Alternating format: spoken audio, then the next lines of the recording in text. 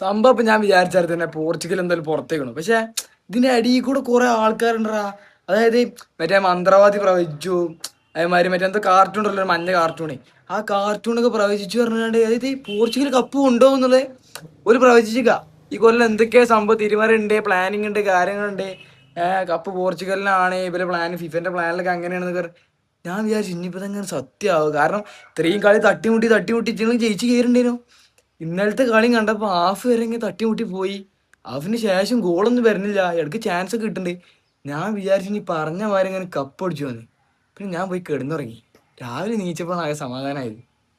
സംഭവം കളിയൊക്കെ വന്നില്ല, കളിയൊക്കെ ഉള്ള അറിയാതെ നമുക്കില്ല. നമ്മളെന്താ തോറ്റോണ്ട് നമുക്ക് അറിയാം, ആ ഒരു സങ്കടം നമുക്ക് നല്ലോണം അറിയാം.